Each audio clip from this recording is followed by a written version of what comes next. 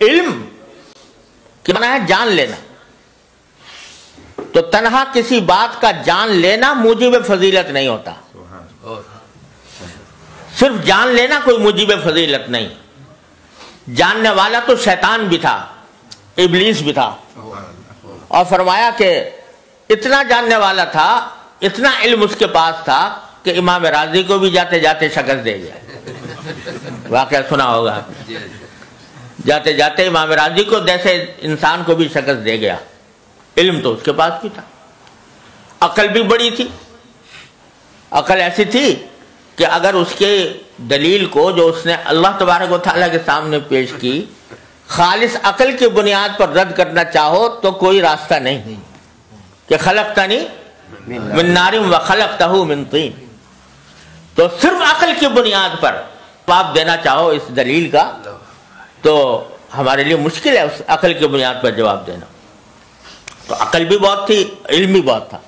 بلکہ حضرت تھانوی رحمۃ اللہ علیہ فرماتے ہیں کہ 4 عین تھے اس کے اندر.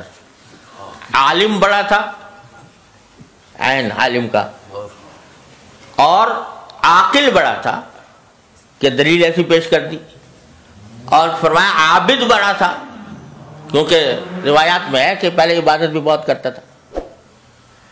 تو عالم بھی تھا، عاقل بھی تھا، عابد بھی تھا. فرمایا چوتھے عین کی کمی تھی کہ عاشق نہیں تھا. اگر عشق ہوتا تو پھر یہ نہ کہتا کہ خلقتنی من نار و خلقتہ من طین. تو میرا خالق ہے، تو مجھے جو حکم دے رہا ہے، میرا کام تو یہ ہے کہ اس کے آگے سر جھکا دوں. تو عالم تھا، عابد تھا، عاقل تھا، مگر عاشق نہیں تھا.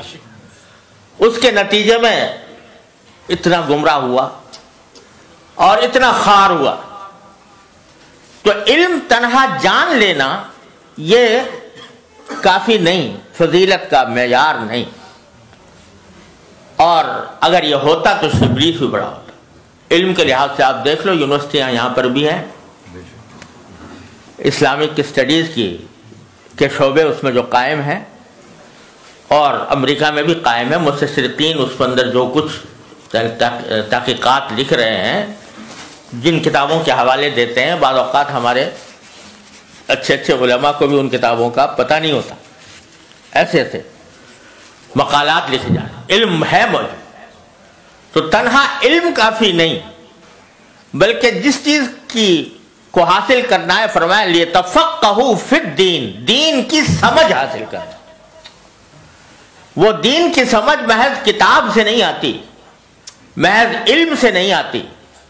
وہ دین کی سمجھ رکھنے والے کی صحبت سے آتی ہے.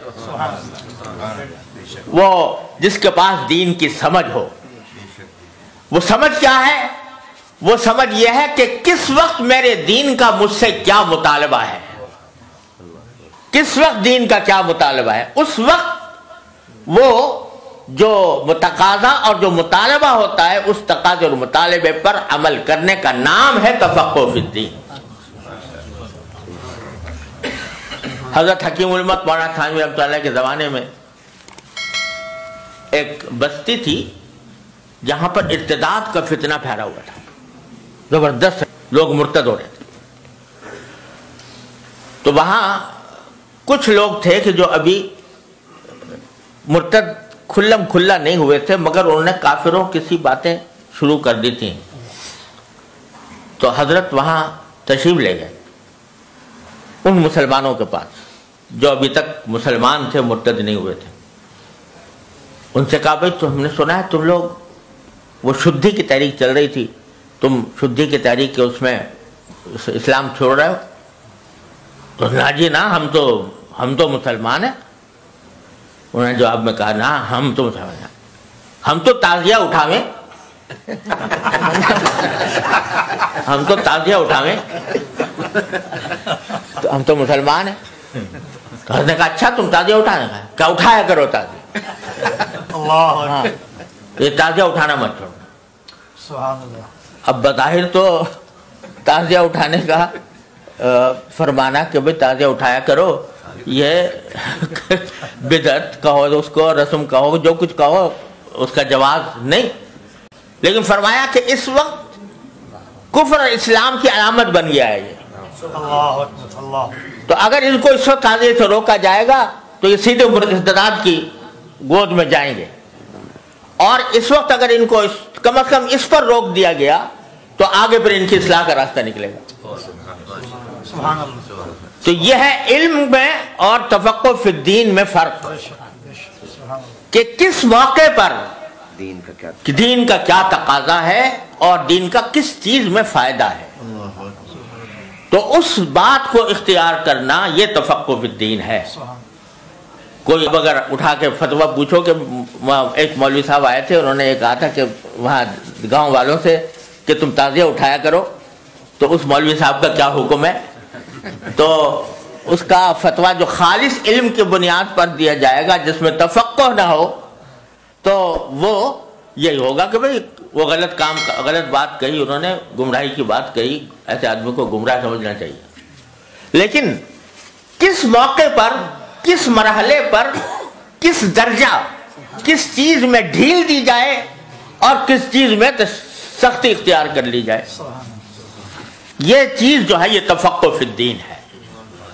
اور یہ تفقہ فی الدین صرف کتاب پڑھنے سے حاصل نہیں ہوتا, یہ صرف درسگاہ میں بیٹھ کر ڈگریاں حاصل کرنے, اسناد حاصل کرنے سے حاصل نہیں ہوتا, یہ بزرگوں کی صحبت سے حاصل ہوتا ہے. نہ کتابوں سے, نہ کالج سے, نظر سے پیدا دین ہوتا ہے, بزرگوں کی نظر سے پیدا. تو وہ در حقیقت وہ سمجھ ہے جس کو حاصل کرنے کا حکم دیا گیا کہ لیے تفقہوا فی الدین, دین کی سمجھ پیدا کرنا.